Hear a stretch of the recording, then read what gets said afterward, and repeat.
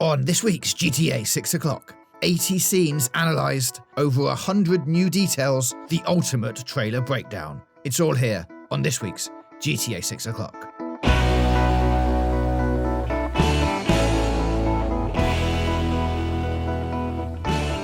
Hello and welcome to this special report on GTA 6 o'clock, the world's most in-depth and best connected GTA 6 show.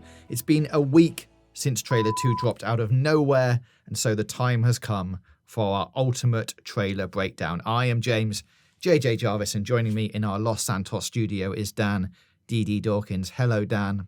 Hello, James. Really excited to do this. There's been so much analysis across the web in the last week, but I'm sure we've got things you've never heard before.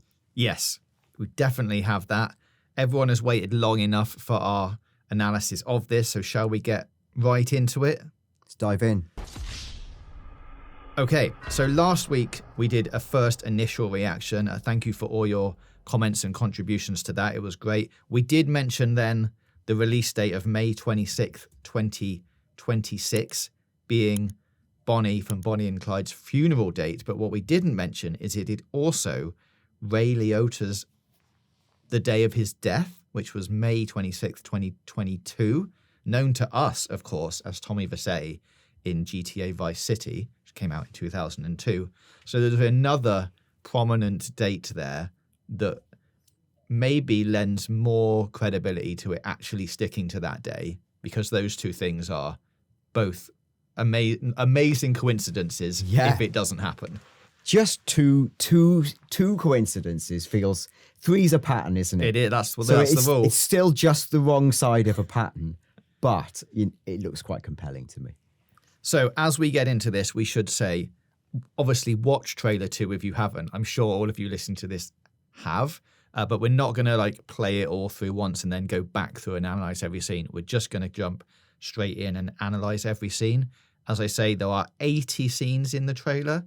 We are just doing the trailer today. We're not even going to do the additional screenshots, artwork, all the stuff on the website. That is a whole nother, probably more than one episode. Important to note, in the last week, that Rockstar has confirmed this trailer was captured entirely in-game from a PlayStation 5, and they say it's comprised of equal parts gameplay and cutscenes.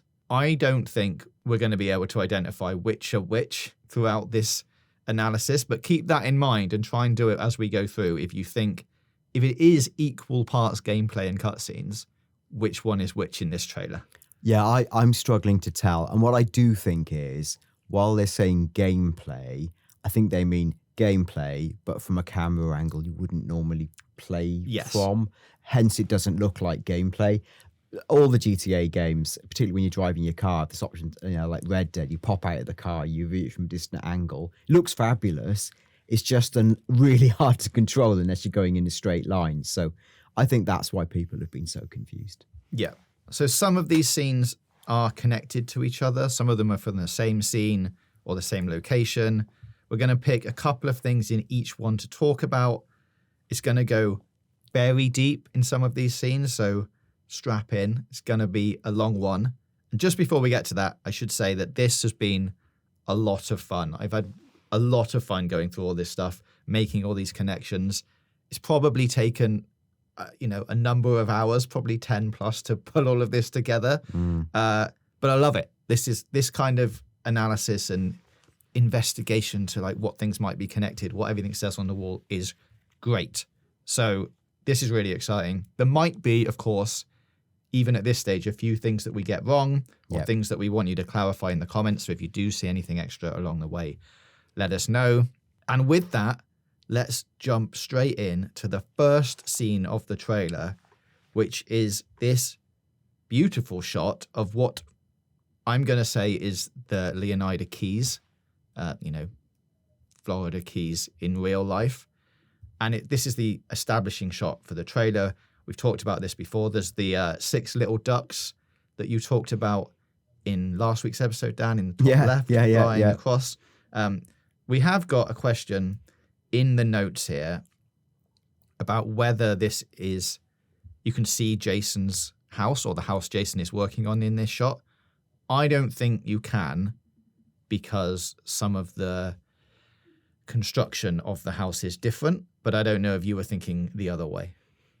No, I think I'm inclined to agree with you. We're talking about, there's a house sort of in the center lower left, greenhouse, which in some ways looks similar to the house we see Jason on. However, I think you're right, James. There's a few things that are potentially missing. There's a satellite dish we see later on. We don't see it here. That's probably more to do with the angle than anything. There's also, this is getting really obscure, there's a bit later on where you see through Jason's house and you can see to the other side. And actually, that doesn't look quite the same either. I think the umbrella is a different color. But there's probably, I think there's a few more significant things around the bottom end of the house where it's cut away. Yeah.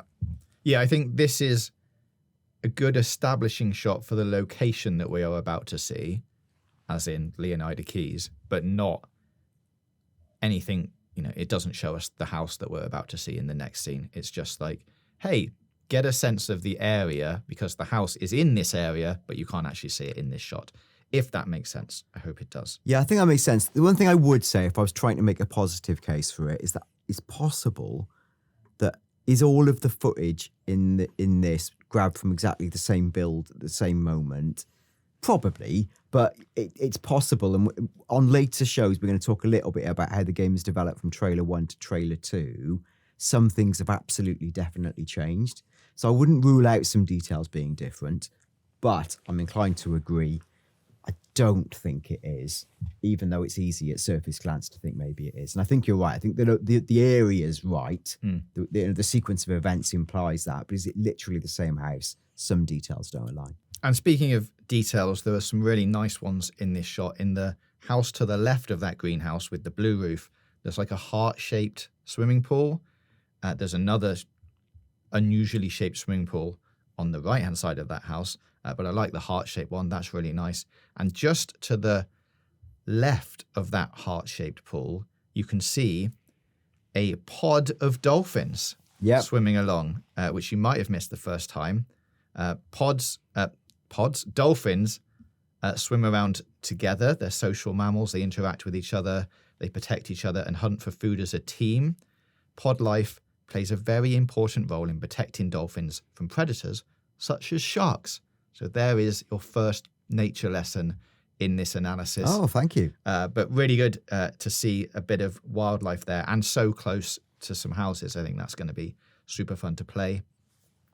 One quick thing before we move on then, Dan, you've noticed a blimp also in the top right of this shot? Yeah, if you sort of scroll top right, zoom, there's and this is what seems to be the nature of the online discourse, is that people are saying it is a tethered aerostat radar system, which is used to monitor low altitude aerial activity. Now, if it's not that, it just looks like a blimp. But I think the idea of it being, it does look like it's low down and tethered. So yeah, it's not too hard to spot if you zoom in on the skyline.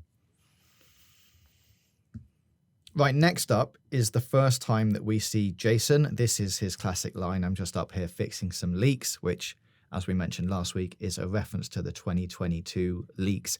Everything in this trailer pretty much confirms all of the speculation from those leaks and some of the locations, some of the characters and all of that kind of thing.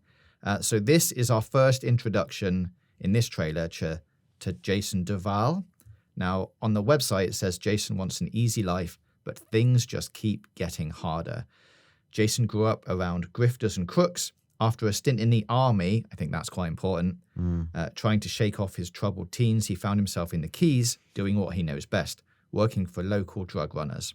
It might be time to try something new. A bit further down on the website, it says meeting Lucia could be the best or worst thing to ever happen to him. Jason knows how he'd like it to turn out, but right now, it's hard to tell. So that is a little character profile on Jason. In the bottom left of this shot, what's really nice is you can see what I think is an iguana. Now, the little iguanas in real life can be quite playful and active. Once they bond with their owners, which takes some time, they do apparently make great pets. Iguanas are highly intelligent and can be tamed well. However, if they do not get proper care and training, They can be very moody and aggressive. They live between 15 and 20 years, but it varies greatly depending on whether they are wild animals or captives. A pet iguana will live between 15 and 20 years, but in nature, they don't normally live past 8. So keep that in mind, that iguanas are a long-term commitment. Do you think the presence of this iguana is a suggestion that the person who owns it is nearby in this shot, or that it actually belongs to Jason and or Lucia if in fact they are living in this shack together? This is good because there's a few. This actually starts a thread of something that I think some people haven't picked up on. First of all, there seems to be a few people online from various GTA community brands who've said, I don't know based on what evidence, oh look, this is Jason and Lucia's pet iguana. But I didn't know what else stood this up as an idea. So I was a bit, I wasn't saying it couldn't be, but I didn't feel certain about that. Now, about this being their house and them living together, my feeling is that, and we'll explore this later on, at this point in time, when we see Jason saying just fixing some leaks, I do not believe Lucia is living with him, and there's some evidence to suggest that, which we can either dive into now or later. I think later is probably better because we can pull out a few details. Yeah, once she arrives in the house, I think that does change things. I tend to agree with you. I think this is probably pre-Lucia. At some point, Jason might already have met her previously, but they are not shacking up together. Yes. And I think the further evidence to that is if you look at one of the screenshots. I know we said we weren't going to go too much into the screenshots away from the trailer, but there's a Carl Hampton screenshot which has him and his friend in a bar, and the iguana, I am assuming it's the same one because it's massive, is draped over somebody's shoulders in that bar. Now, you could say Jason has taken it to the bar and given it to somebody. Yes. And say, look after this while I play pool. Or it belongs to that person who's in the bar and, they're just good friends with Jason. Maybe they live in the same area. The iguana's just allowed to roam between houses like a cat would in England, kind of thing. Yeah. And is it literally the same iguana, do you think? Or is it hard to tell? I mean, have you seen it? It's a big... If there's more than one iguana that they're putting in this trailer, Look. I can't identify the iguana from a distance. Yeah, and maybe someone in actual Florida can tell me, are they just loads of iguanas casually rolling around? Actually, when you compare the screenshot to the one we see in the trailer, I think actually they're pretty similar looking. They've got it's got a purple body and then a striped yellow and black tail. Which would be the same. So, I wouldn't say confirmed, probable. It's the same iguana, hence the iguana might have some more significance, as you say. But whether it belongs to them or not, I don't know. It's not 100% confirmed, I would say, but looks like the same iguana. Yeah, and I mean, as we go further into this, we will see that Jason and Lucia do have some exotic creatures in the house, one of which is a snake. Are you going to have a snake and an iguana living together? Not in the same tank, obviously, but in the same house. That's quite a lot of things to look after. But maybe it's a pet upgrade system as well. Trade in the snake, get an iguana. Who knows? Who knows?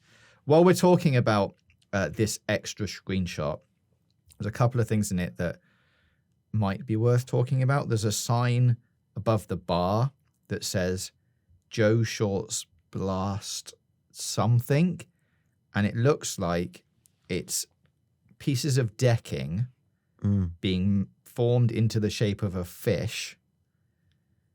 And at the bottom, it says, destroyed doing what he loved, which I assume then goes on to say fishing because there's a fishing rod under that thing. So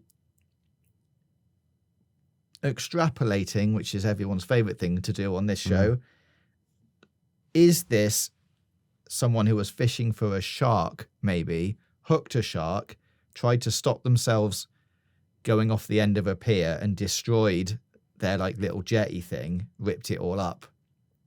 And then it was hung on the wall as a memento of, remember that time you nearly caught a shark and destroyed your little jetty?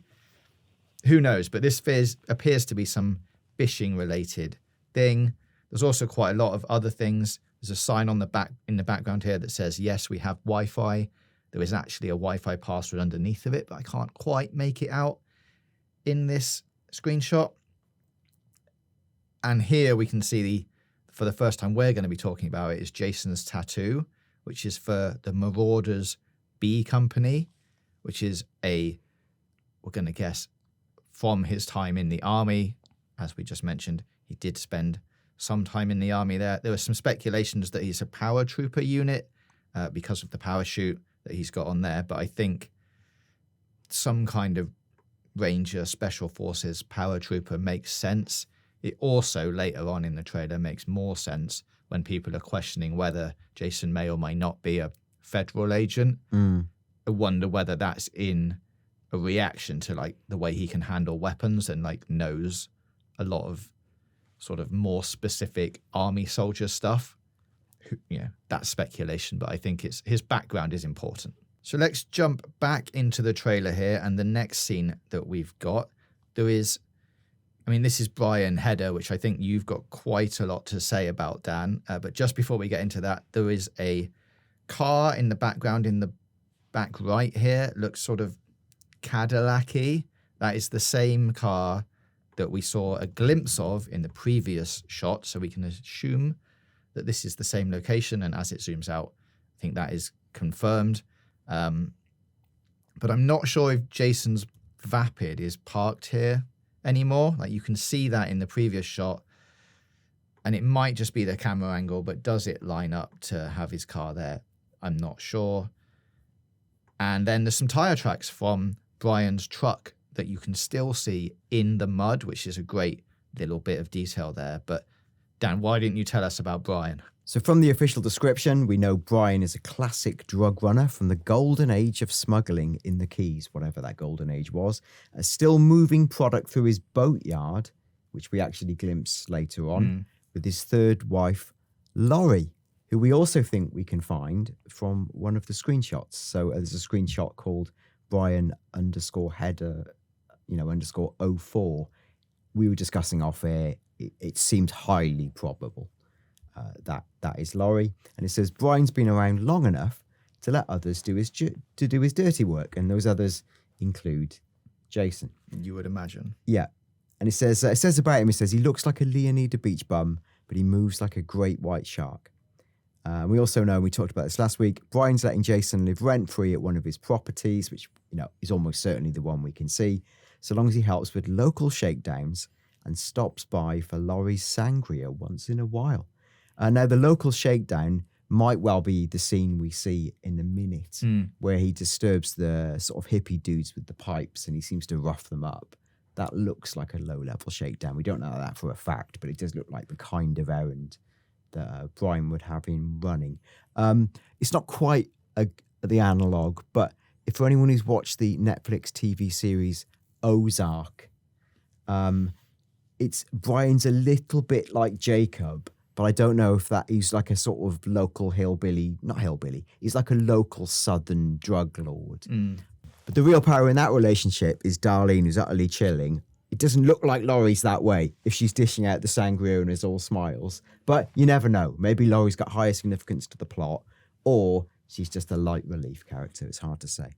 Well, yeah, but on that, I guess there is another clip of her, which we can see on the website, when she's like sort of walking behind Brian and holding an automatic rifle and looks like quite kitted out and ready to go and, do some crime. Yeah, so light relief, not so much. Well, some light relief, but also very ready to go and shoot someone in the face if she has to, maybe. Yes, correct. So yeah, it's great to be able to identify her as well and see what kind of things she is up to. Now, the fourth scene here, I don't think we've got too much to say because it's a continuation of the last couple of scenes, essentially. It is Jason getting down from the roof, carrying a box of tools.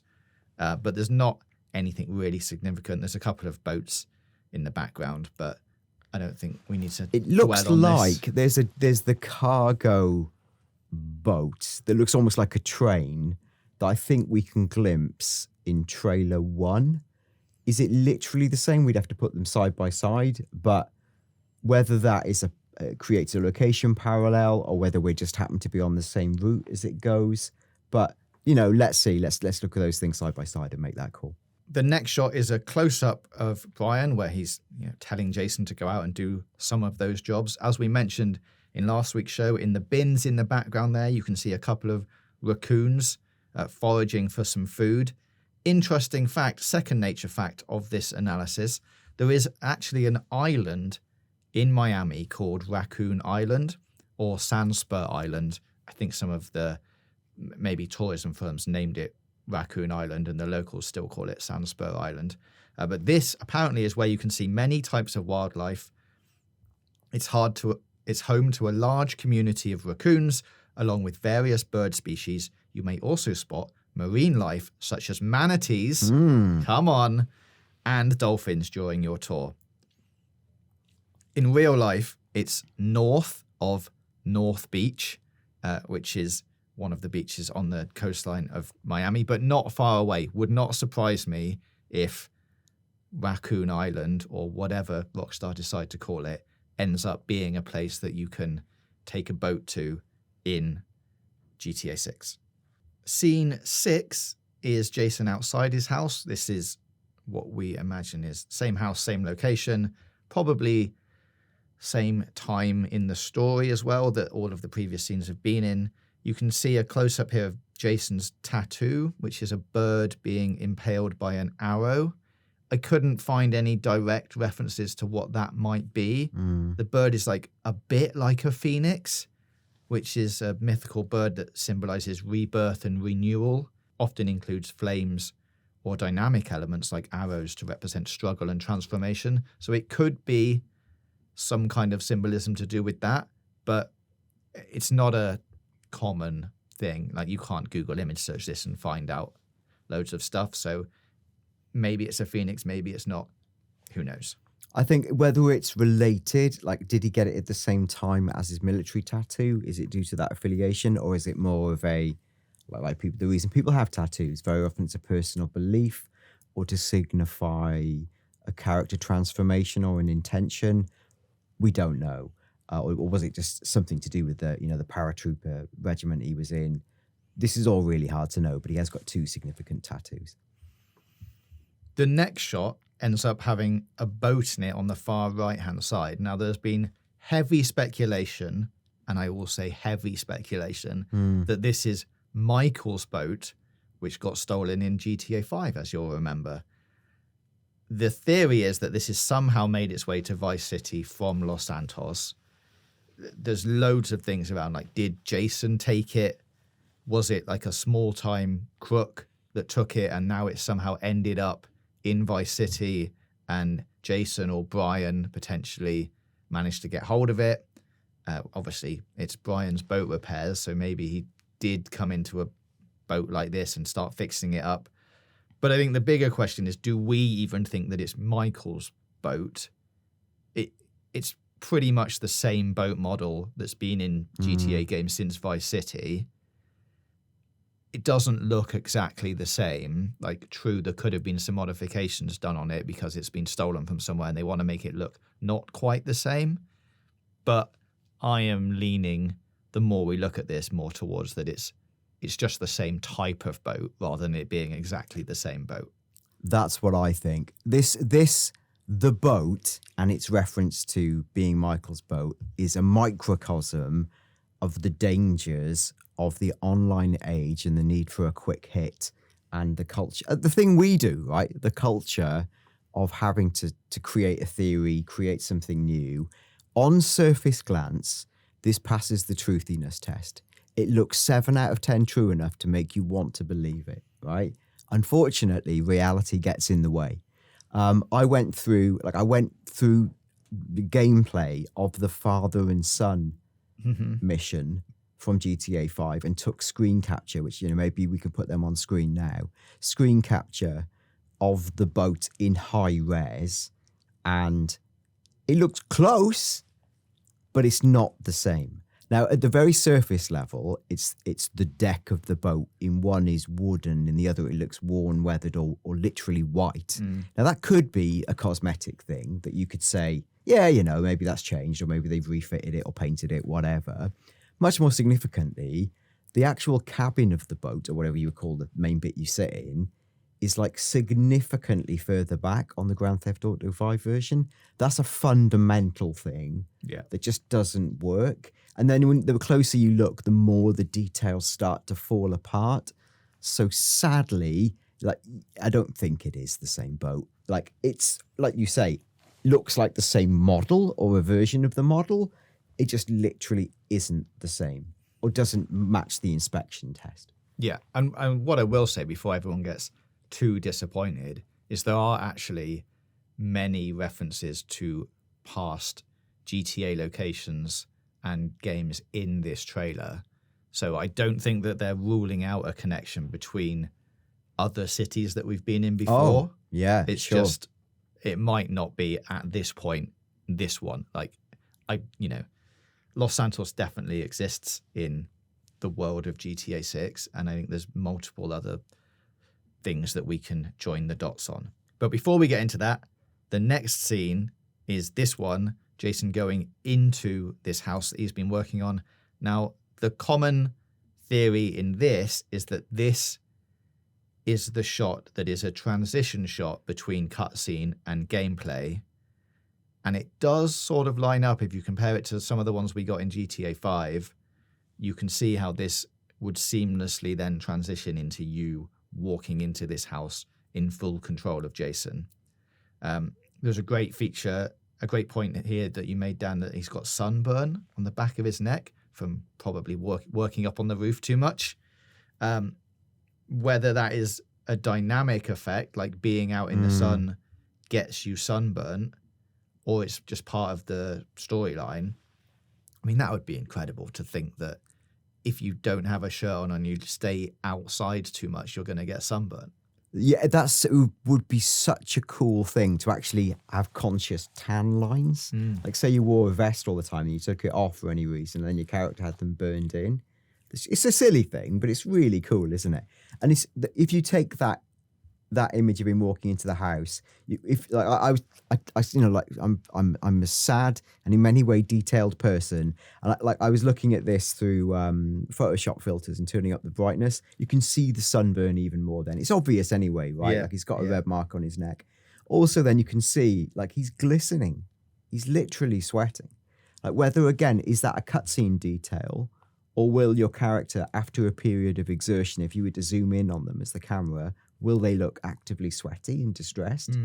We don't know that yet, but we're talking so much about realism and dynamism. I think it's believable. Yeah. And I don't think, for example, Red Dead 2 had a sweat system, did it?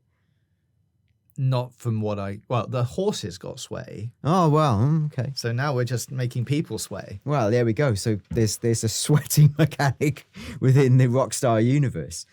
I just think it shows the details are so realistic, it's easy to forget they're happening because it's just like reality.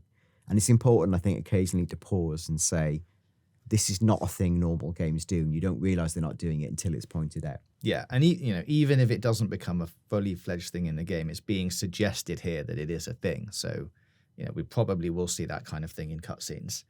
Speaking of other little details, once Jason pushes the door and goes inside, you can see what will eventually become the snake tank further down the hallway. So that is already in place at this stage. You can also see a stepladder in there and a spray bottle, I think, later on. Yeah, there's in a scene later on where they're in the house, and then she says this place is just the start. There's a spray bottle visible next to the snake tank, and it's the same. Well, I think it's the same spray bottle. You can see through the house. When again, I took the image, cranked up the brightness, and then actually everything is quite visible. Now, if you take that a little bit further, you can actually then see through the house, and you can then see what looks like the ocean on the other side of the house. Hence, I think mentally drawing the link between the first frame and this building. Like that side of it feels correct, but this might be a result of turning the brightness up, right? There's an umbrella visible, a parasol umbrella visible through the house on the other side, but in this screenshot, it looks white and yellow, but the one in the very first frame is, I think, a slightly different color. It's more like what looks like a solid orange color. Now, this might be lighting effects, what happens when you distort and flare up an image. Also, like we said, it might literally be a different house. Yeah, I'm inclined to think that it is a different house and it's the right setting, but we don't see the house in that first shot. And if that's the case, this would be another incremental detail to stand that up because the umbrellas are different. Yes. One extra, if we're going tiny details, things that I would like to point out is I think that you can pause this at the right point and see on Jason's watch that is 11 minutes past 10 in the morning, possibly 17 minutes past 10. Huh. It's quite hard to tell because it's quite a blurry shot. But there's quite a few instances in this analysis that we'll go through where you can, I think, almost identify the time, which is a great little detail. Moving on to the scene of Jason driving away in his, what I think is his Vapid. He drives down the street. We go past a woman. Well, first of all, we go past a man, but then we go past a woman who's outside her house. She's wearing pink. She has a pink car. There were pink paw prints on her car as sort of like a bit of decal work. And also, she is holding a chihuahua. Now, I think holding the chihuahua is important. Are we going to be able to pick dogs up in this version of GTA 6? More on that later. Oh. Great little details in this scene as well. There's real-time reflections in the car mirrors for the first time in the GTA series, so you can see what's happening in the side mirrors and behind him. As I say, I think this is the same Vapid that was parked outside Jason's house, and he is wearing the Leonidas shirt that we see in the very next shot, which is this one. Yeah, and I think all of this feels like it's got an intentional chronology. In the scene where he's talking to Brian Hedder, he talks about fixing some leaks. Even though he's wearing a hat, when he goes into the house, you can see the back of his hair is actually quite long and quite matted, and his beard's a bit thicker and shaggier. When we see him later in the trailer, he's more, buzz cut, a bit, it looks like Lucia said, sort yourself out, basically. And he's had a little haircut. Now, because of the way hair works in real life, that would suggest a lot of this stuff is like before, like when his hair was longer before he had a haircut. So I think there's a chronology to fixing up the house. I think, that's before Lucia's been let out and he's met her. And I think the job he's doing for Brian is probably not that far away from that scene where he's talking about fixing the leaks because he looks the same. So I think you could draw a line between that, him driving in the car to go to the place where he roughs up those dudes. Yeah, there's a very interesting wider point here in how much this trailer is actually showing. I think from going through it, there's not actually that much, there's not many different locations in this, even though it seems like there is a lot. I think a lot of it is Florida Keys area.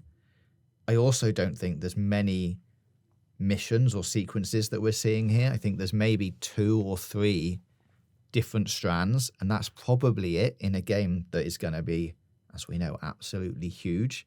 So even though it feels like there's so much stuff to talk about here, I think we're really seeing like quite a microscopic bit of the game. Ding to this. This is something that I was thinking about, was that actually, and even if you compare alongside trailer 1, we're seeing a lot of the same things, moments or missions across trailer 1 and trailer 2. Rockstar, I don't think, are giving much away. They're just showing lots of different angled snippets or, hours apart moments from what might be, in this full sweep of the game, a really tiny section.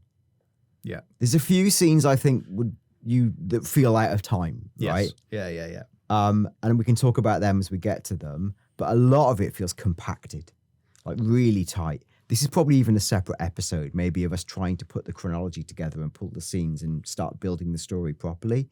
But I 100% agree with you. So I think paying close attention to these details is important. Rockstar sort of deliberately, not misleading us, but like putting our eyeballs in one direction? Probably. I think there's some big surprises to come. Yeah, for sure. On this scene then, the 10th scene in the trailer, there is a lot going on in this shot. Jason is holding a baseball bat, we assume because he's about to come in and rough some people up here. There's various signs above the door which fit to, I think, the theme of this shop. There's like alien activity in area, summer of love, signs above the door. This feels, there's a big crystal on the desk. This feels like one of those kind of crystal healing, slightly more like open-minded leaning, shall we say, type shops. It feels like a place you go in with the legal idea of buying a crystal and leave with a bag of something else. Yeah. So, yeah. There's a very interesting bit here on the left-hand side where there's postcards for sale for $1. And the speculation, and I first jumped to this thing, is you can see one of those postcards and it looks like potentially the outline of the map of the game. But on closer inspection, maybe you think this isn't actually the map. So I spent a distressing amount of time screen capping this and AI upscaling it with various AI tools and getting angry with how many scam AI tools there are. I was just showing James this off air and I think we're of a mind here. Initially, again, this is back to that truthiness thing of something feeling true or you wanting it to be true. I could buy the idea that these are two islands. It looks like that. It's very fuzzy and you can't tell. But like when you just screen cap the original sort of fuzzier version, it's very definitely like a smiling sun on the right-hand side. And then you go through the thought process of going, yes, but it's still two joined up islands on the left. But it sort of isn't. When you look at the fuzzy low res, it looks more like two oranges with some leaves on them. Yeah, and I think the thing is, as soon as you said that, I was coming and going, this is the map. Wonder what that thing on the left-hand side is. I'll dismiss that because it doesn't fit the narrative. Yeah. But as soon as you went, actually, they're oranges with leaves on, your brain goes, oh, yeah, that is oranges with leaves on. You can't unsee the oranges. Yeah. And there's something about, it's the sort of, I know this is not California, but it's like the California orange grove or something. The sun shining on the fruits of Leonida. It feels like something that would be a postcard. Yeah. It doesn't quite work. And actually, if it was the map or the two islands, we were also discussing this off air, their arrangement doesn't align with what we believe from the mapping project work that is almost certainly really accurate now. So I just don't, on it, could there be more islands and more things to explore? Sure. But is this the definitive proof? Like, no. Yeah. And this is another thing that blew up on social media that just people didn't really examine. Yeah. It's also not the kind of thing that you'd put on a postcard. Like if you were going to put this kind of thing on a postcard that was like identifying smaller islands but giving you a bigger picture of them, normally there's a big, magnifying glass over a certain area that goes, this is where you see this, this, and this. So, no, I'm very much on board with this is definitely just some oranges. I will go away disappointed, but that's fine. There's plenty more to discuss here. Including, if you look at the till that we can see in this shot, if you zoom all the way back out and actually look at the till on the left-hand side, there's a QR code on the till, which I haven't been able to scan on my phone in real life. Will you be able to scan it with your phone in GTA 6? Who knows? Let's wait and see. There's a Fleeca Bank sticker on here, which is the banking and credit card company from previous GTAs. And if you scroll over to the guy, you can see that he's wearing a T-shirt that says Dodo's Rising on the sleeve. And the image appears to be a dodo with a gas mask on. I don't know what relevance that has. but maybe it's a T-shirt he just sells in the shop. I don't know what Dodo's Rising could be as a reference to, but there we are. There's the you could say it's maybe some sort of joke or pun to the fact that the Dodo plane wasn't meant to be flown. Dodo's Rising is a degree of GTA mythology. I don't know. That could be a stretch. What I will say is there's definitely scenes later on or bits of artwork or things we'll talk about later that do hark back to previous GTAs. So I think it's right to look at the trailer with that level of scrutiny because Rockstar are leaving these clues in. Of which there are many in this next shot, which is Jason robbing the till after he's hit who we assume the people who are in the shop with his baseball bat. You can see a couple of them on the floor behind him. This is one of the shots where you can actually see Jason's watch pretty clearly, and you can see that the time is 8 minutes past 11 in the morning. So he's come down for a big morning time and robbed this shop. There's also a phone number on the till, which is 305-555-0145. Now, this is interesting because 305, as I think we talked about on previous episodes, is the real life area code for Miami, Florida, and Miami-Dade County. It's also part of the Monroe County in the Florida Keys. They all use 305 as the prefix before the actual phone number. As we've mentioned before, 555 is the sequence of numbers that films and TV and seemingly now games use as a dead number. Like you could never ring it on your phone and get that number to work because it's got that 555 bracket in it. So 305 area code, 555 made up thing that isn't ever going to work. 0145, the part of the code that you would need to ring whatever that number is. Maybe it's the people who look after the till. Maybe it's the shop's phone number. I'm not sure. But that last 4 digits are going to be the bit that changes every time depending on what shop or who you are ringing in GTA 6. I love it. I love the time detail as well because if the chronology is as we've been describing, it means it's sort of taken him between 45 minutes to an hour to go from his house to this place. An in-game hour, yeah. Yeah, an in-game hour, which, for us might be a few minutes, right? And I don't know the exact mapping of that. Actually, I should know that from the previous games. We could think about it with the new one. But it does actually give you a sense of how far you've driven to get there. So I think this is really neat. It's Rockstar actually giving us a clue about how these scenes are maybe tied together. Extra details is this till is made by ONO, which is a Japanese electronics company that's appeared in GTA Online as part of the import-export update. They seem to make a lot of electronics for like office supplies and things. So now they are making all of the tills, it would seem, in GTA 6. And just next to the till, going on the thematic of the shop, there is a 420 packet of rolling papers next to the till for rolling up any things that you may be buying from this shop. When you went in to buy a crystal. Now, the next scene is really interesting because this is, I think, an in-game shot of the first-person view of driving the car, albeit maybe slightly zoomed than we would get in the actual game when we're playing it. But this is, I think, probably first-person view confirmed for GTA 6, and that it will, this is, I think, gameplay in the way that Rockstar would tell us that this is gameplay versus cutscene. I think this is gameplay. You can see who I assume is Jason's fingers tapping along to the song as well on the steering wheel, or at least tapping along to something, even just driving and tapping his fingers on the steering wheel. A couple of signs that point to VCI Airport, Ambrosia, Downtown, Southside, and Peacock Bay. The car in front of him has a My Ways sticker and #unbuckled sticker on the bumpers. And we can see 2 people riding in the back of that pickup truck as well. And as we picked up on last week, there were some workers here at the side of the road pruning trees or cutting the grass. And there's a couple of them at the start of the scene who are just there on their phone. One of them, a little bit through the scene, is there actually doing some work as well. And finally, as you scroll through this scene, there is a Fly US plane that flies overhead.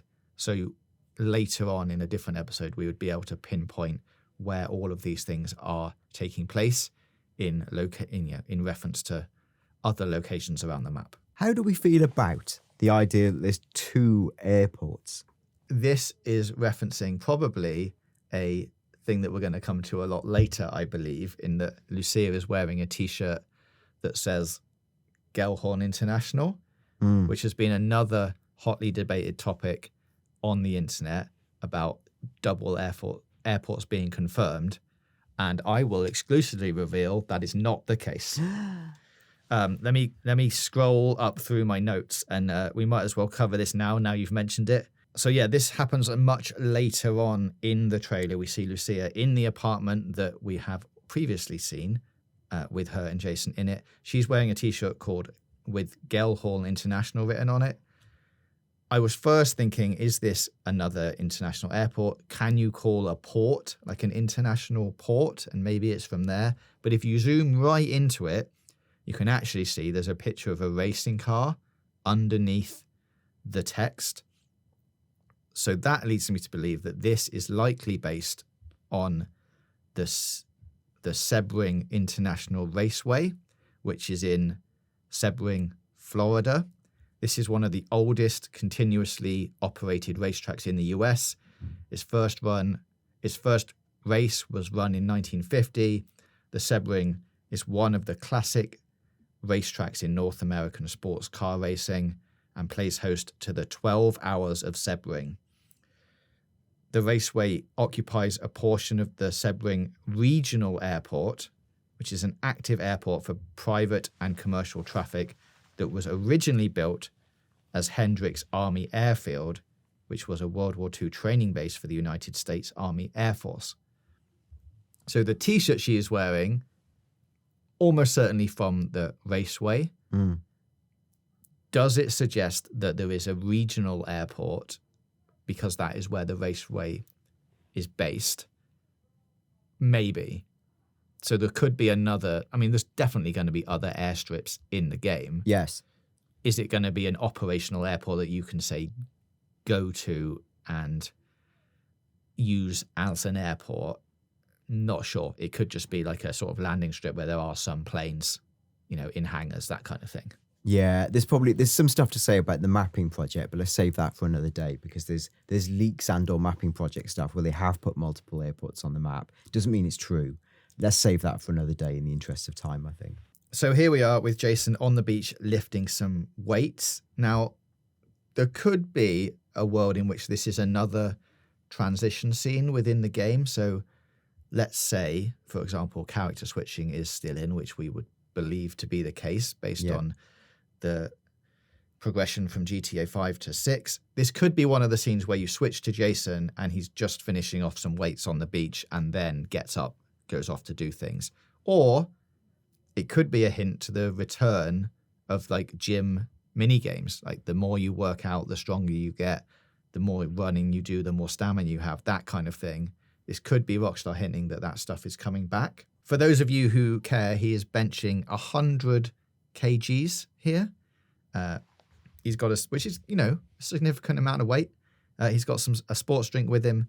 And this is a thing we touched on last week. He's also wearing in-ear headphones, a bit like Apple AirPods. And it's not the only time that we see this, which suggests, as we talked about last week, possibly on-the-go music while you are traveling around the world. You could put things on in your headphones, which I think would be good.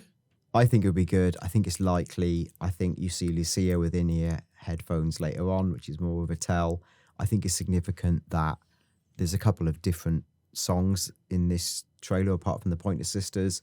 You hear them both at slightly different volumes or like echoes. I think what they're trying to do is say, here it is out loud and normal, here it is in the car. Here it is out loud and normal, here it is seeping out of your earphones. I think there's little tells there in the audio cues.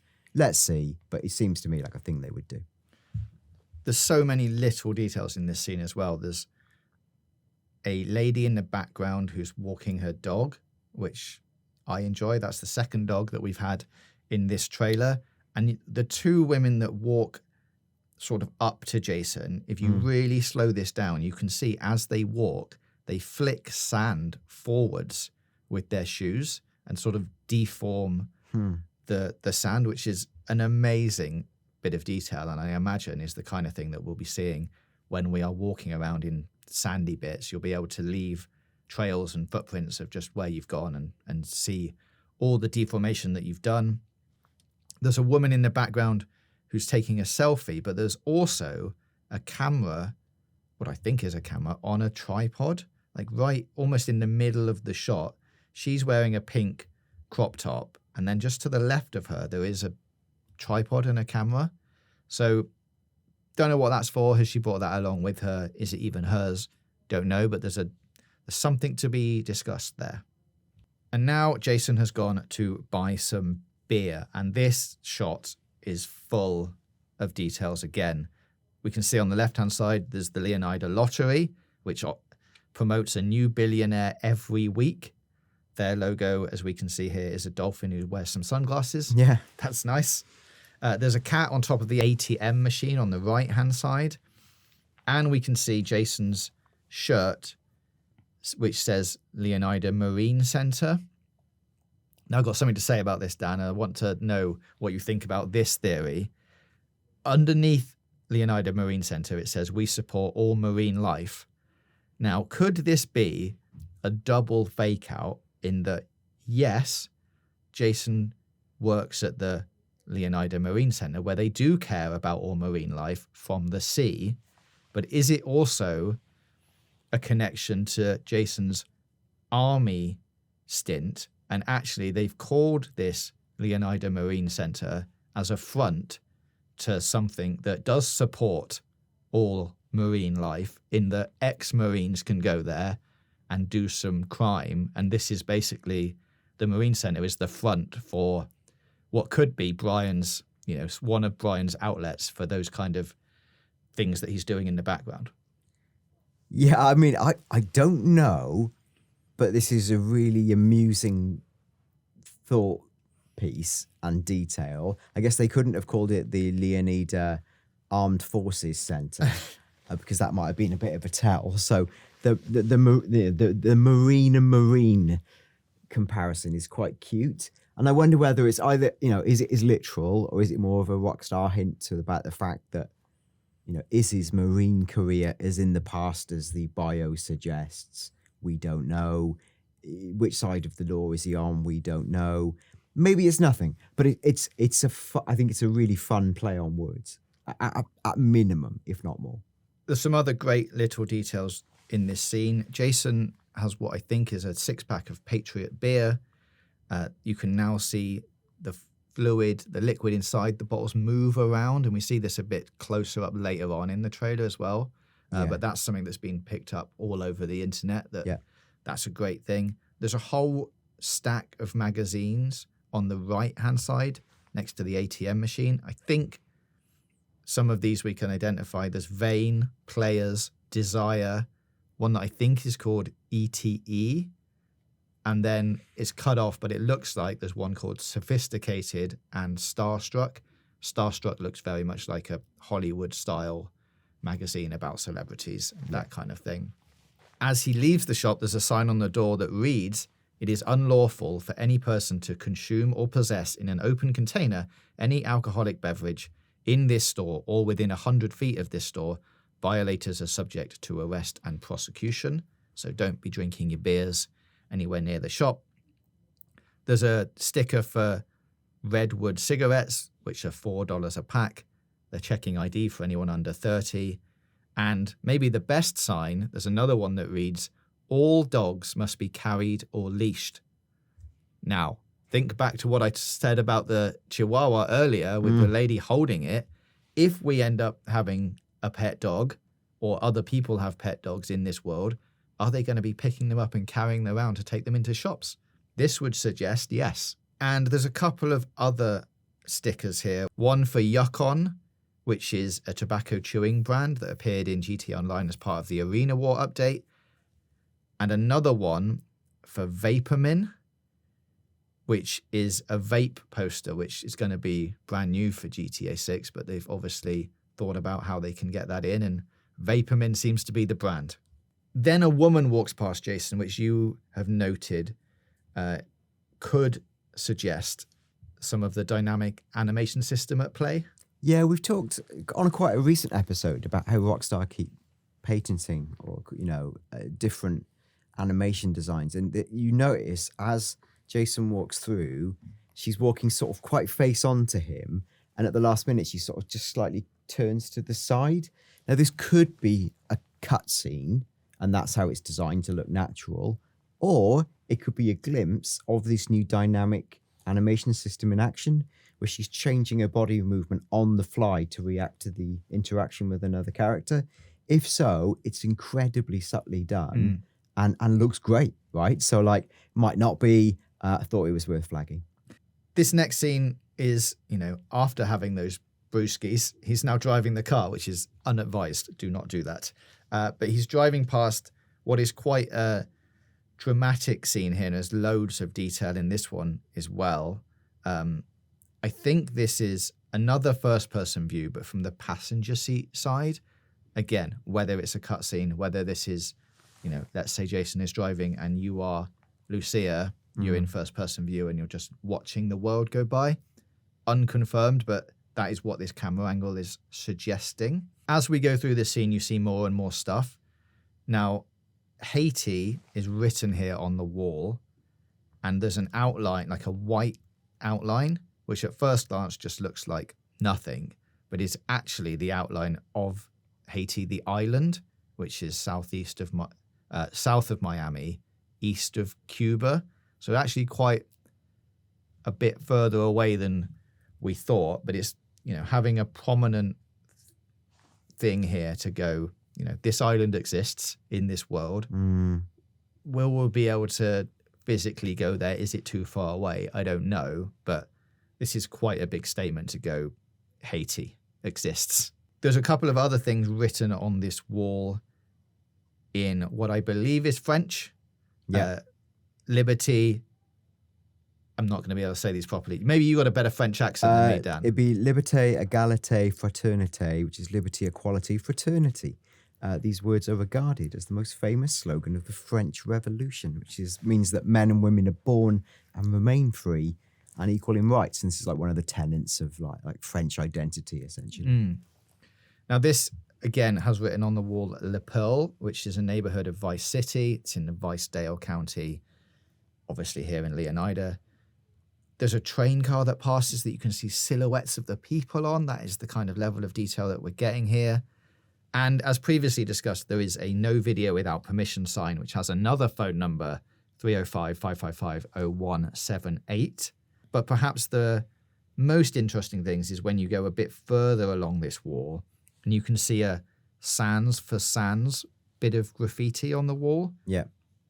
Now, this suggests the presence of the San for San gang in the area. Now, in Haitian Creole, that means blood for blood. So there's a suggestion that this is the gang's tag that they are putting on the wall. Now, Creole is a French-based language, which would suggest, that French thing that you just read out, it all starts to tally up. Spoken by about 10 to 12 million people worldwide. It's one of the two official languages of Haiti, where it is the native language for the vast majority of the population. It is also widely spoken. It is also the most widely spoken Creole language in the world.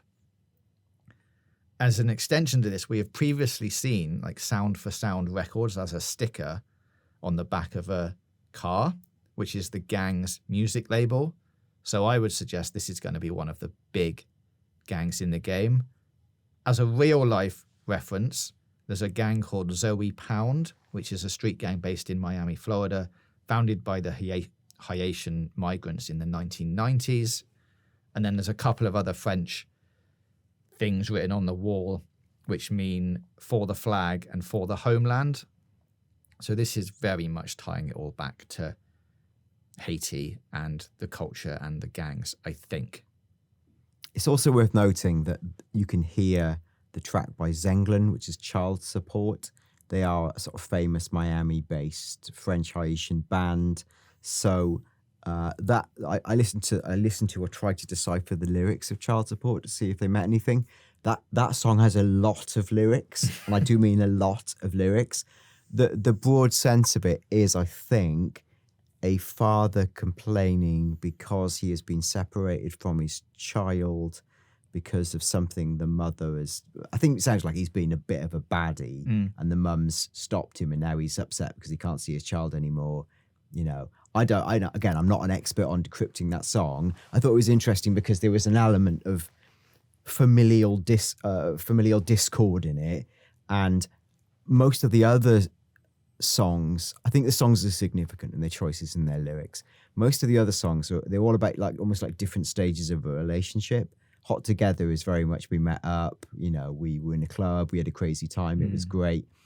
The Tammy Wynette song, like was it On My Own Again, is almost about after someone's left you and there's regret, and she's essentially pretending that everything's fine and it isn't, and there's been a split or a parting of the ways and she can't reconcile herself to it.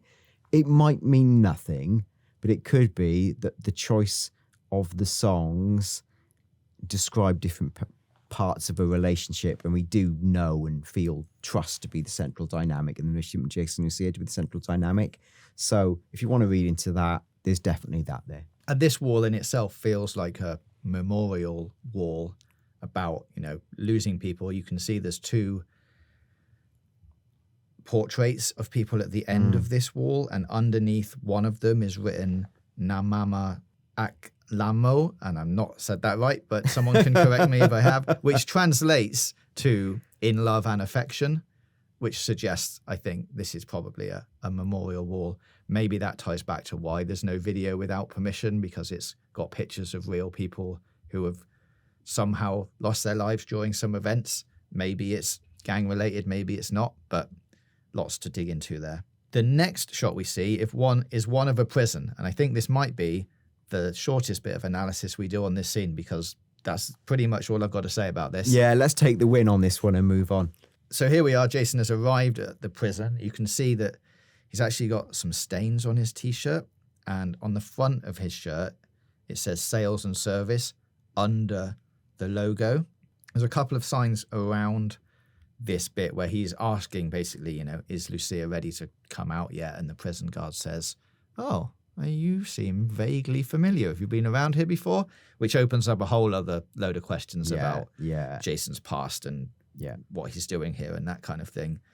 There's a sign that says, do not enter until instructed by an officer, which could suggest that if you do try and get into this prison without doing that, you'll trigger some kind of star rating, probably 5 stars or something like that. Yeah, I guess that's how prisons work. You can't just walk in, can you?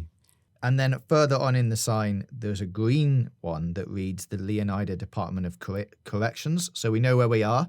We're definitely in Leonida. We're not somewhere else. Yeah. Which is nice to be able to pinpoint this.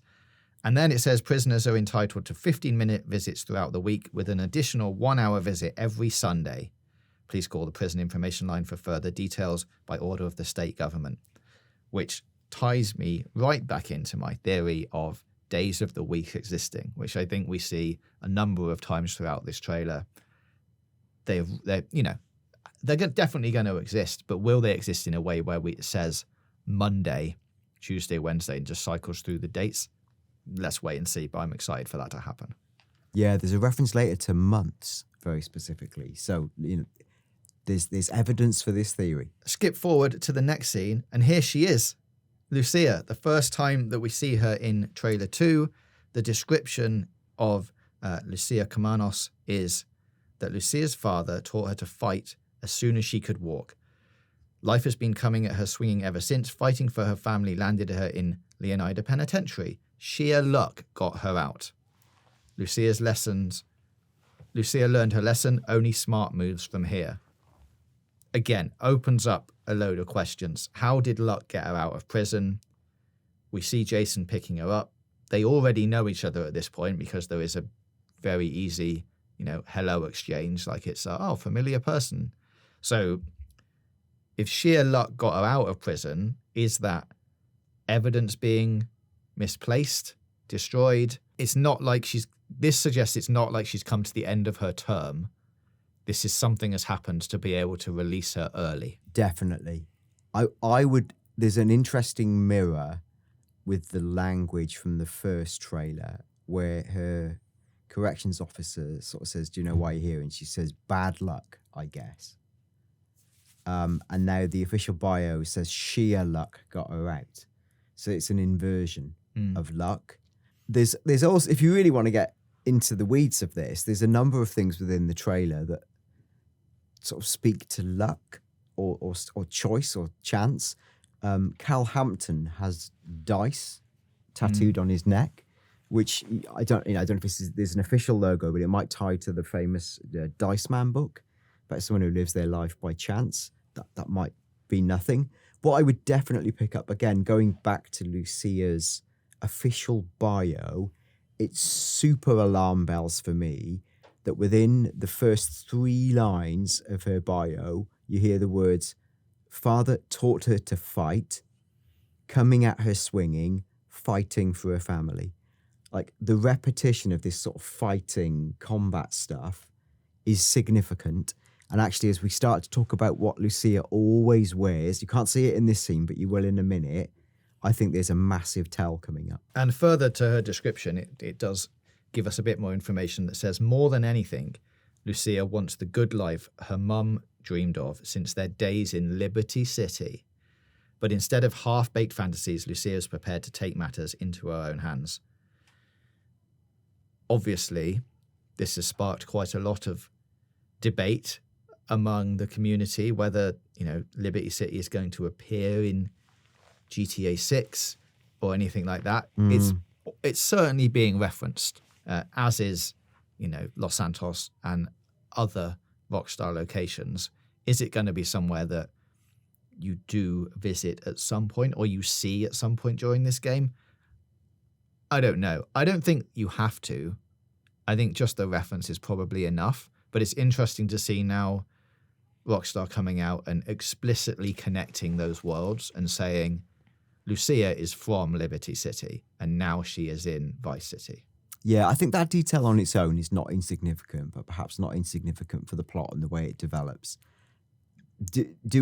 I've seen threads from various GTA community sort of tipsters and analysts saying, here's proof that Liberty City will be in GTA 6. And to be honest with you, it all felt, plausible but tenuous, apart from the fact that one of the famous Liberty City community map was taken down by Rockstar, and someone was saying, look, they're clearing the decks for, Liberty City to appear in GTA 6. Maybe. And then there's another sort of rumor we've done the rounds in the last 24 hours about, and again, this is based on unverified leaks, people saying that, no, actually what they're doing is a GTA 4 remake. And that's going to be ready quite soon. And that would be a great idea. And a GTA 4 remake would be really exciting because that's quite a, inverted commas, modern game. It'd be great to see that with revamped visuals and be a great stepping path to this potentially. But I don't know if that's true or not. And again, would that be a reason alone to take down the map? I don't know. Were they related? I don't know. I just don't feel any of it's conclusive enough to say you'll definitely be in Liberty City. No. And, let's just go down that road for one quick second. If that does become the case and they do a remastered version of GTA 4, could there be some additional things in that seeds Lucia, or at least her family, into that storyline? So if you went back and played this definitive remastered edition, there is an extra mission, secret location, some kind of hint in there that you start to meet some of Lucia's family and then get to play GTA 6 next year. Yes, in theory, but I'm not aware of scenarios of Rockstar actually. I think if it'd be changing canon, would it be expanding on canon? Basically, I've got a lot more to say about the links between Liberty City, its lore, and Lucia's parentage, but it's probably another episode in and of itself. Something I would say is, how old do we think Lucia is? Do we definitively know what age she is? No, and I don't think you can definitively work it out, but I'm going 20s, late-ish, mid to late 20s. Yeah, that's what I think. I also looked at the age of Manny L. Perez, who was the rumored actor. And her bio says she can play anyone from, obviously her agent would say All this, of them, from, any from, age. from late teens to early 30s. And I think in real life, she's like early 30s. Now, Lucia, I could also believe that. Lucia for me could be anywhere from between 23 to 32-ish, that sort of bracket, right? She looks quite youthful. The reason I think that's significant is if we believe, and there's evidence for this as well, that GTA 6 is set in the present day, give or take, you have to then go back to, let's say, however old she is to when she was born. And then you can start to frame that within GTA lore and who the characters would be at that time. I'm probably not going to unpack all of that now because it's a very long conversation. But that's something we should be thinking about because then that has a big impact on how much this might tie to things we already know about. To talk about GTA 4 specifically, that game was set in 2008. Now, let's say Lucia was born during that game, which, I'm not saying she is, right? But that would mean that she's only 16, 17, and that doesn't feel right. No, So she's definitely older than that. That's what I mean. So that doesn't feel right. And then that rules out a few people who could have been her parents and probably aren't. It's for another day. Well, let's continue her bio, though, which says, a life with Jason could be her way out. Fresh out of prison and ready to change the odds in her favor, Lucia's committed to her plan, no matter what it takes. Which is another interesting, different way of wording this. Now, it says, she got out of prison because of sheer luck. And then the description carries on to say, fresh out of prison, which suggests, she's just got out of prison at the time that we're meeting her. Yeah. But we definitely, I think, are going to meet her before she goes to prison. But maybe that's something we'll talk about a bit later on when we get through some more screenshots. Yeah. And again, the repetition of we've got sheer luck gets her out. She says bad luck, I guess, in the first trailer. And then this reference to changing the odds. These are all like gambling terms. Now, whether this is just something about a character is fatalistic or driven by decisions, is there or could there be some, it's like an RPG. Characters have literally luck statistics, would imagine something like that was part of GTA. That's really going out there, right? That would be like GTA as an RPG. That's another set of conversations, but it is weird that this thing keeps coming up. And here's the final thing to connect all the worlds together. She's wearing a t-shirt as she leaves this prison that says, I went down on the Leviathan, which is a cheeky wording as it is, but also the Leviathan is the small roller coaster that is in GTA 5 and GTA Online, of course. It's located at the end of the pier at the fairground called the Pleasure Pier in Los Santos. So now you've got Lucia growing up in Liberty City. Yeah. At some point going to Los Santos and riding the pier or riding the roller coaster on the pier, and now ending up in Vice City. So she is ticking off all of the locations. Yeah, and what I'd say quickly is the Jason Schreier story going back in the day, where he said it's a Bonnie and Clyde tale, and the game's been delayed multiple times, which has been proven to be correct, I believe also referenced the idea of GTA 6 began life as Project America's, and it was a much bigger ambition they've had to dial back. The degree of which they've dialed back, you don't know, but that's, again, for another day. And one quick point on her t-shirt is that it looks old and faded. I would suggest likely from when she is younger, or at least it's a few years old and she's been wearing it a fair amount. Like, she likes this t-shirt. So does that put this at a time further back in, the timeline? Is this when she was a teenager and she's kept it and it still fits? Don't know, but lots to talk about on that. So this is the reverse shot now, the 20th scene in the trailer where Jason has come to meet Lucia. You can see his car in the background. I'm pretty sure that's the same car he's been driving throughout this trailer. It's the same one you can see in screenshot 2. And it's another instance where I think you can see the time on his watch. It's a slight guess, this one, but I think it's 17:08, which would be nearly 5:10 in the afternoon, which, looking at the sky in the background, sort of fits. I think this would be late late evening. So I think it looks right. There we go. Now we've made it into the Rockstar Games Presents text on screen where, this is it, them saying we're presenting the thing. Not much to say about this. I think they want you to think this is the evening of after picking her up from jail. Like chronologically, that's how your brain would work. It'd go, he's driven there, he's done some stuff, he's picked her up, now they're in the hotel, getting to know each other once more. It feels logical. The lighting makes sense. If you met her at 1708, this looks like just as it's starting to go from day to night. That all feels aligned to me. This is also where the Pointer Sisters track starts to play and the sense of like their relationship comes into focus. And you can see her wearing her ankle tag, which we know is going to be a prominent feature in some way. And we see it again later on in this trailer. And the room that they are in here, I think some have speculated, is this the same motel as the end of trailer 1? But actually, you can see the window here and the fan on the left-hand side, which does put this in the same building that Jason is in at the beginning of the trailer, and the one that Jason and Lucia walk into is the one with the snake tank in it. Sure. Yeah, the fan is a giveaway. And next, we see her entering, I'm going to say that in inverted commas, a life of crime.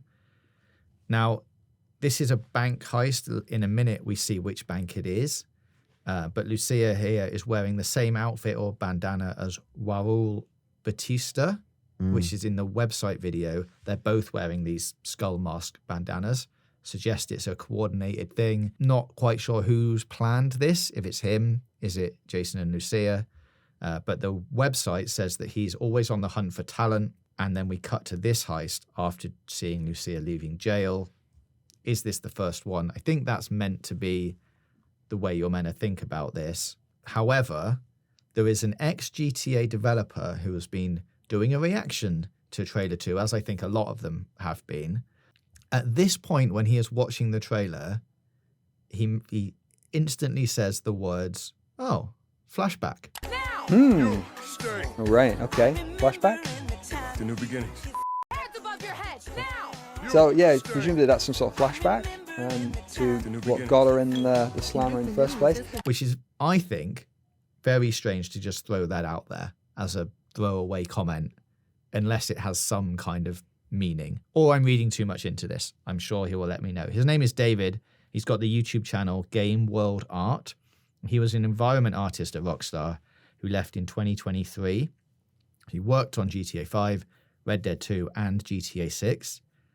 He says that he's worked outside of the city as an environment artist, so he was focusing on things like the countryside and naturalistic landforms, which I think in normal speak is hills and mountains, and maybe canyons and that kind of thing, but it's that kind of stuff.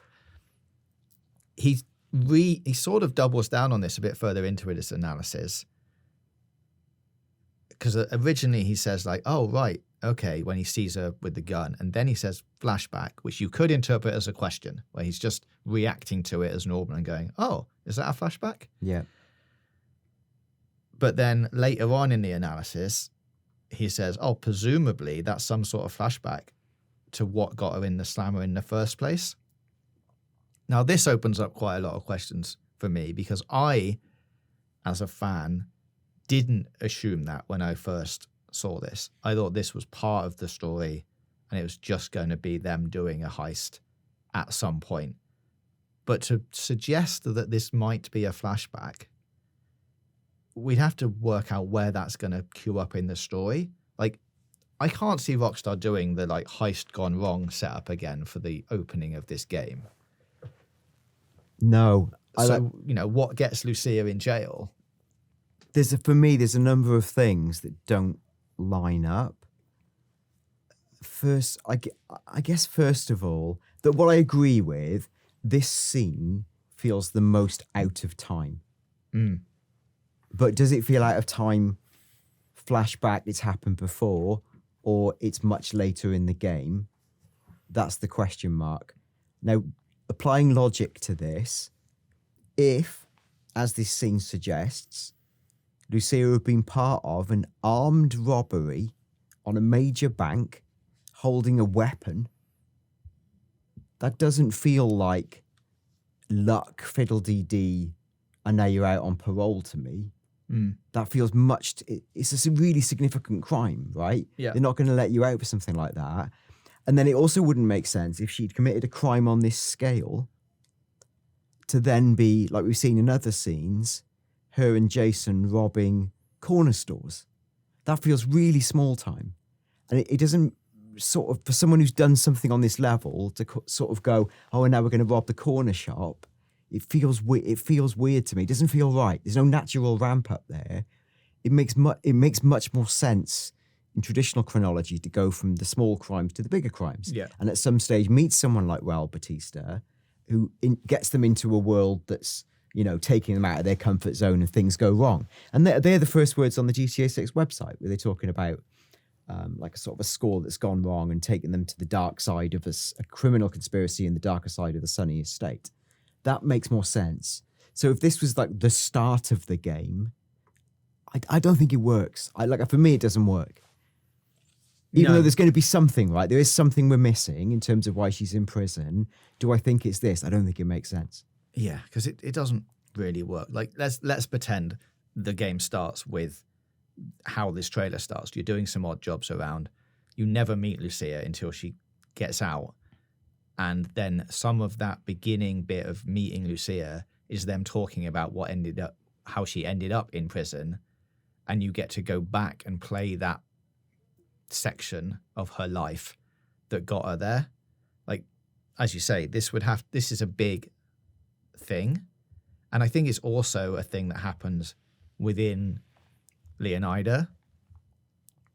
So I don't know if that fits with her, the timeline of her going from what appears to be city to city to end up here and then end up in jail somehow. And Jason's in this bank heist scene. So it doesn't make sense. How would they both have been let out after committing what looks like a really severe... Unless Jason's a cop. Well, sure, unless he's a cop. But then, I don't know. Surely she would have questions of, hang on, we did this really severe armed crime together, and now you're out, and so am I. Yeah, it doesn't make a lot of sense. It doesn't make a lot of sense. So something isn't right in the chronology. I think we're right to say that this scene feels outside of time, but where I think there's a more logical flow the other way. It's forward in time than back. I could be wrong, but it just doesn't quite tally up for me. On Raul Batista, I would note again, his official bio is full of things about risks. Talks about ready to take the risks that bring the biggest rewards.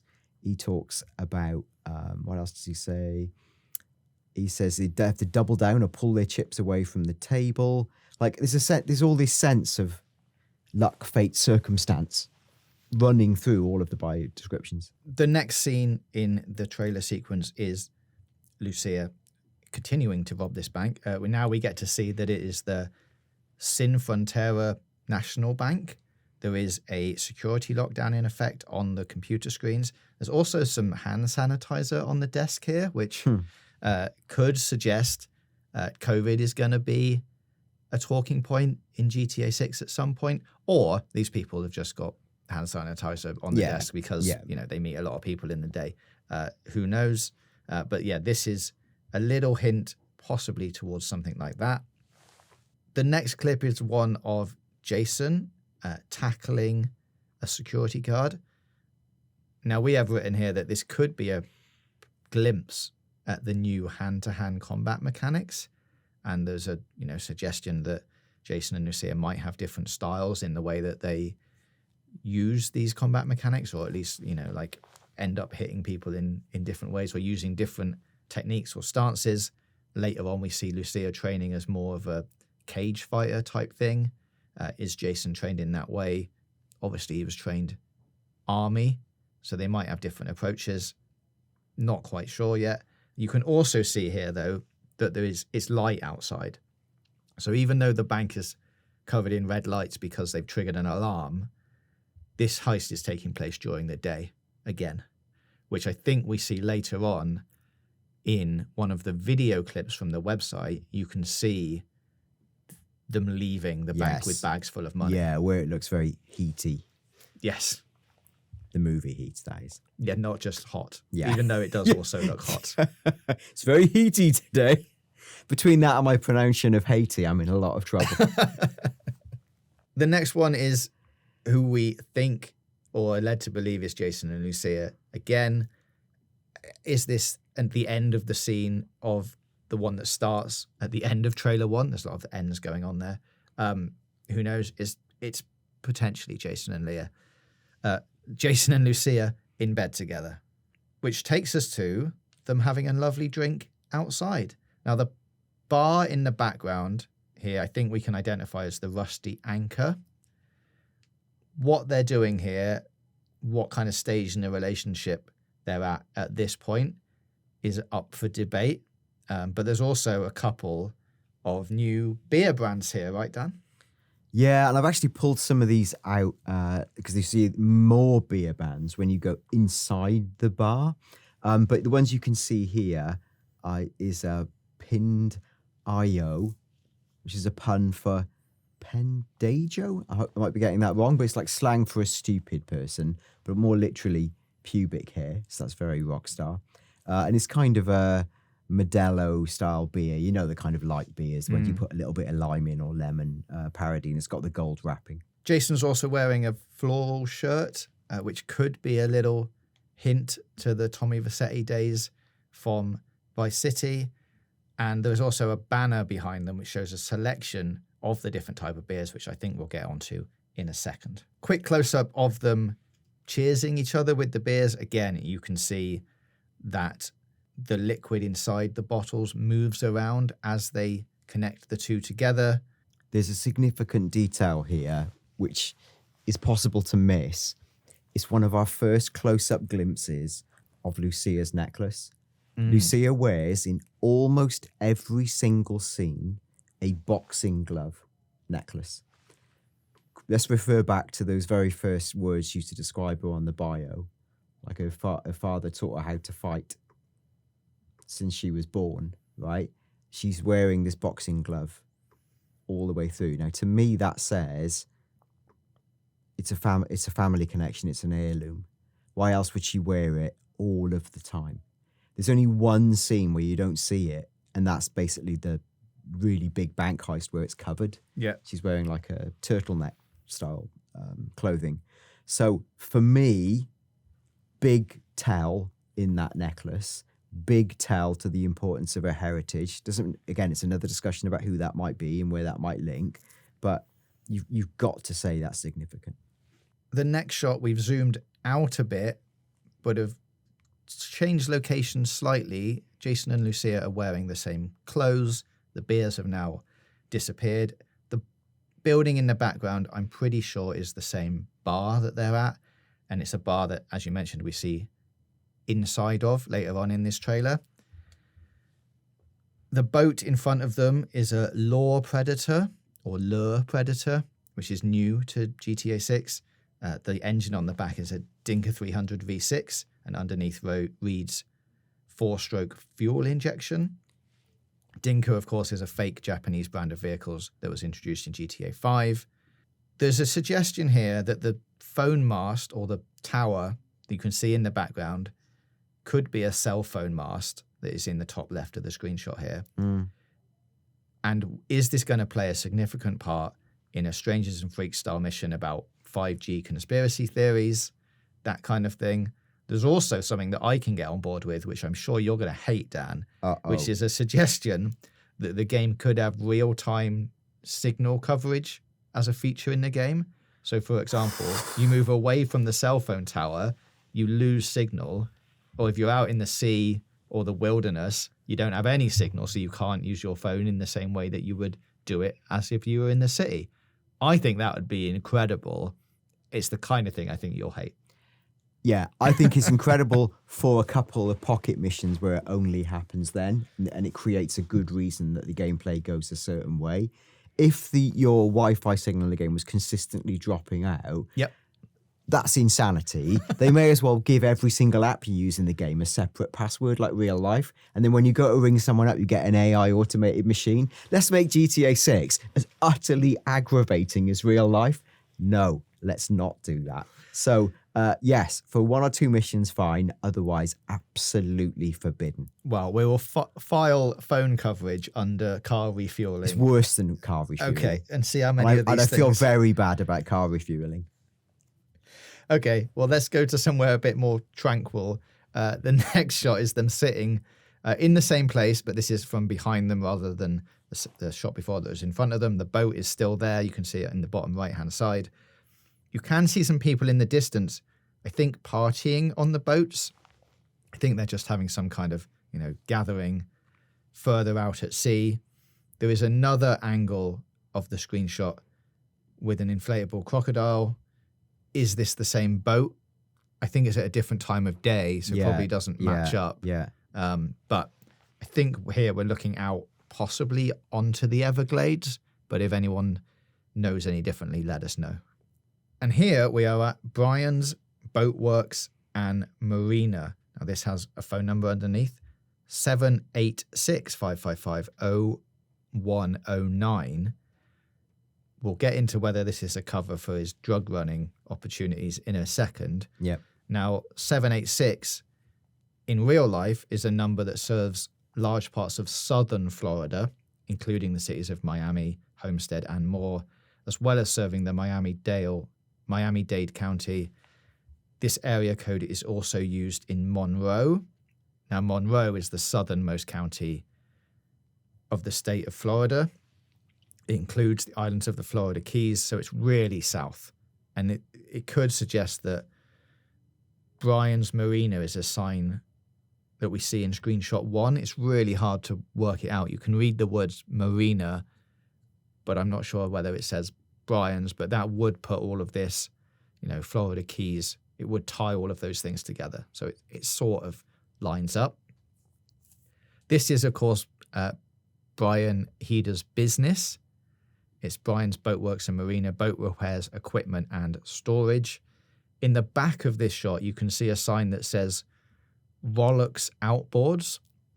Now, people who probably aren't from the UK, this could be a suggestion that it's a play on bollocks, which is a slang term for testicles. Yeah, it means like something is rubbish, or Yeah. you go, oh, that's a load of bollocks. Like, it's just not true.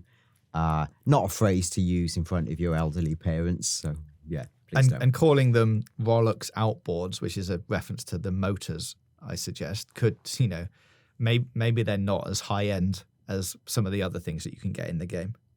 What we can see, though, is them loading up a seaplane during the night. Now, it's a seaplane, so could this suggest that this is a delivery to somewhere in Leonida with other big stretches of water, or just somewhere that's by a river? Like, it's going to have to be somewhere that this plane can land. So we're not talking about the middle of the map, but as we suspect, there is a giant lake in the middle of the map, so it could be going somewhere there. Yeah, and we do know that Brian is like the classic Keys drug smuggler. It makes sense. He does a lot of his business, inverted commas, with these kinds of planes in this area. So this looks like to me the nuts and bolts of what he actually does, like his real job. And further off in the background, you can also see a Nagasaki flag hanging on the wall. This is quite a diverse portfolio for the company, but primarily they're known for high-performance motorbikes and ATVs, as well as producing specialized boats and helicopters. So they're obviously using some of that kit to fix some of these boats and or planes. We can see Brian in this shot, right? And who we think is Carl, Hampton, and Jason. Yeah, so Brian is the character whose back is, he's got his back to us. He's on the left middle. Now, I wasn't sure if this was Jason and Cal until the next screen actually shows them close up, and it's pretty clearly Cal and Jason, who we know both work for Brian. Yeah. So it all tallies up. What we don't know is there's another figure in this scene who we see getting like off the plane, and we see their boots, but we don't know who that is, and I haven't done enough analysis to sort of match the shoes to the person, but there is another figure who's not clearly identified in this scene. Yeah, and as you say, the guy opposite Jason, also wearing a Rusty Anchor t-shirt, connects them back to the bar, all ties up very nicely. Now here, in scene 32, we see Lucia doing some of her, what we think is community service, which would be attached to her ankle tag. So she has to do some of these things because I assume she's been released early from prison, but she's still going to have to repay some of the things that she did.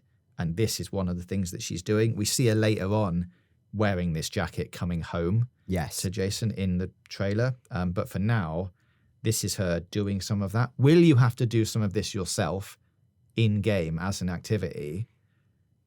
I'm going to think maybe you do. And it's something that we talked about many episodes ago, that perhaps you are going to have to do menial jobs as Lucia, going around, doing stuff with your 9 to 5 before you get to do other things and have fun. Like, this suggests that might be going that way. If they did do some of that, it would make you feel the pain of doing menial work, which I think is true. And I think the point of all of this is setting up that her life in parole and post-prison is a bit bullshit. And it would suggest that why she might be tempted to get into something a bit more lucrative and risky. I think that's what it's all about. It's just setting up the fact that it's a tough life, right? So I think that would be a trigger for them to do something a little bit more dangerous and risky. A couple of other quick things to note in this scene. If you zoom in, she's actually wearing a Brian's Boatworks and Marina hat. So that's, we saw Brian's Boatworks just in the frame earlier. She's wearing the hat now. This scene's actually a lighting showcase, and you only notice it when you go frame by frame. But Lucia goes from being completely in shadow to being fully lit up by the tail lights of the car that goes past. So, again, an easy detail to miss, but when you see tap, tap, tap, you almost see her bisected by the light as it moves past in real time. That's really impressive. And now we have returned home. Now, this is the same house as it is in the beginning of the trailer. You can see the snake tank here in full view.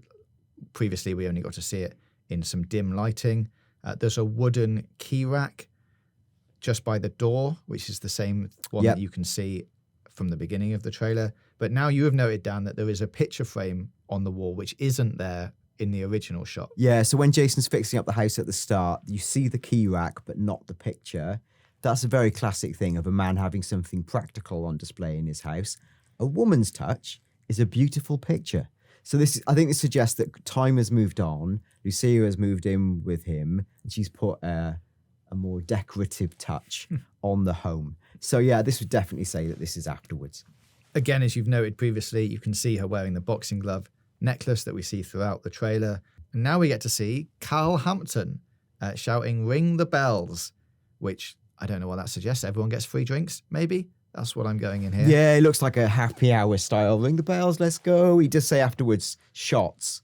So, it must be, it's time to drink, y'all. Now, his description on the website is, "What if everything on the internet was true?" Which probably tells you everything you need to know about Carl, I think. He's Jason's friend and fellow associate of Brian's. Carl feels safest hanging at home, snooping on Coast Guard comms with a few beers and some private browser tabs open. Cal is a walking Strangers and Freaks main menu. That's not on the website, Dan. That's something you've written. That's something I've written. I initially saw Cal Hampton as one of the characters and went, yeah, almost like, yeah, who cares? He's got a goofy best friend. It'll be a complete nothing side character. And there's no need to pay any attention to this character. How wrong was I? Because, Very. Yeah, when you start to look, basically, not just in what we see in the trailer, but particularly from the screenshots and artwork, Cal's body is decorated in tattoos. We know for a fact he's a conspiracy theorist, right? I think there's a very, very easy line to draw between the type of tattoos he has and what I assume will be the types of Strangers and Freaks missions we're going to get in this game. I think he's like a walking clue. And there's also things in there, like, at minimum, that are really cute throwbacks to things that have previously been in other games. Now, the biggest punch from Cal Hampton is there's a piece of artwork where he sat down drinking a bottle of the beer. He's got like a bridge in the background. When you zoom in on his right lower leg, I'm sure this is Piggsy from Manhunt. Oof. Prepare to explode the internet. So we can put that on screen, and you need to do a bit of side by side. But Piggsy is sort of the insane serial killer figure from Manhunt. He's also alluded to in other games in mythology terms. At minimum, this is Rockstar nodding to themselves. It's such an easy detail to miss, but I am convinced this is who it is. Now, he's obviously got a lot of other tattoos, and some of them are easier to make out than others. A really clear one on his right arm, he's got like a big fish that's sort of cut into pieces and labelled. The labels are back meat, best meat, tail meat, and nah, which is basically like the proper arse end of the fish, you know, the really bad bit. On his left arm, you can see the words, do not resuscitate. And then there's like a female character, and I'm not 100% on this actually, who I initially got very excited about being like a mermaid in design, but I'm not entirely sure. Oh, just showing James and then putting my monitor the wrong way around so we can't see it. Is that? Now, that might just be a woman. Like, that could be like a dress. Or is that... Yeah, it looks like a dress to me, unfortunately. That is a bit weird though, isn't it? Like, it's sort of like pin-up girl style drawing.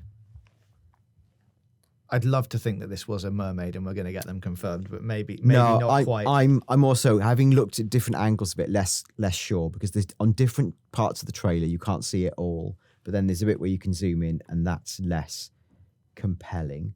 However, higher up on the same arm, this initially I couldn't make out at all, but if you sort of brighten it up and look a bit more carefully, you can see a alien and his arm, and he's removing a human flesh mask. Now, it plays to the conspiracy of, you know, they walk among us, and the aliens, you know, they're people too. It's you know, insert your favorite former president or whatever it is. Now, aliens have long been affiliated to GTA. We talked about the Chiliad mystery, the UFOs. This might just be a nod to aliens. Aliens are the biggest, you know, conspiracy theory of all. I think it's interesting that will be nodded to on his arm. Now, this is another piece of tattoo art I think is quite significant. I think in his left leg, there's like a standalone tattoo of some vampire teeth. They look like vampire teeth. And above that, a character who's got like he's got like a big round head and bulbous eyes, and he's smoking a cigarette. And there's like a diamond-shaped logo on his head. Now, this isn't an exact match, but it's incredibly close. He looks like a vampire called Count Orlok, who's played by Max Schreck in the original Nosferatu films going back to like the 20s or something. It's a long time ago. But Count Orlok is also part of GTA mythology, because there is apparently a grave in Liberty City that references Count Orlok. And that was the first reference ever to vampires in the GTA series. So at minimum, a cute nod. You know, imagine hunting vampires by night in GTA. That would be some next level super fun stuff. Which all leads us onto the next scene, which is them in a bar. Now, there's a few interesting things to point out here. The sign behind the bar, where the bell is, says Hurricane Roxy was this strong, and it's a load of ripped up boards, which suggests that the hurricane came along and ripped all of these boards up. Is this a hint towards the extreme weather conditions that we think we might be seeing? Is a hurricane going to appear in the game? Has it already appeared and there is some bits that are still damaged from it and get repaired throughout the game? Who knows? But this is a big hint towards some of those extreme weather things happening. There are number plates above where Jason and Lucia are for Leonida, but also for Gloriana, which appears to border the state of Leonida. And the theory is that it's likely bordering the national park, which is located along the northern border. It's based on the US state of Georgia. So geographically, you can place that and, you know, do some map segregation and work out if they moved it down a bit, would it all work? I think it does. So there's a suggestion that there's another state around. Maybe not, maybe you can't go to it, but it definitely is going to be referenced in the same way that obviously Liberty City is going to be referenced, and Los Santos, because there's number plates from those places later on in the trailer as well. There is a TV on the wall that is showing adverts. You can pause it at the right point and find out that there's a prairie sandwich box meal, which is only, Dan, 30,000 calories. Oof, blimey. Obviously, it's a parody on, the giant burgers that we're getting and the fast food chains and things. This is, you can see a picture of a giant burger, which looks actually like one burger patty and then just rolls and rolls of like meat under it. So like, bacon and ham and that kind of stuff. So it's and it also has a sort of Mexican hat on, which is fun. There is a few other beer flags on top, some of which you've covered already, Dan, but there's a couple of new ones in here. Yeah, so we've got Piss Vasso, which is the GTA classic. The tagline's "You're in for a good time." This is kind of like the Budweiser, but actually more like Bavarian-style beer, like a Grolsch or a Polaner. We've got Patriot, which is sort of acknowledged to be more like Samuel Adams or what's called Pabst Blue Ribbon. Stronzo, which is Italian beer. It's like a sort of Nastro Azzurro Peroni. Then we've got like we talked about, the Pindayo Cerveza, more of the Mexican Modelo beer. They're not necessarily like new beers, but it's good to see them still in the universe. And then if we move through into the next scene, you can see Lucia pulling Jason away to what I assume is her going, "Come on, let's dance." And he's like, "I don't really want to dance. It's the middle of the day. What are we doing?" But off they go. There's a poster on the wall here for the Hummers and the Strummers, which we talked about previously. This has an exact date.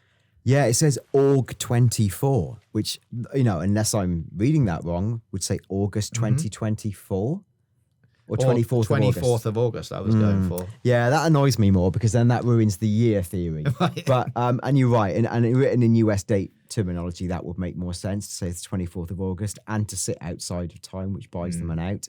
But still, it does say that, 7 p.m. to late at the Rusty Anchor. We talked about the Rusty Anchor a lot.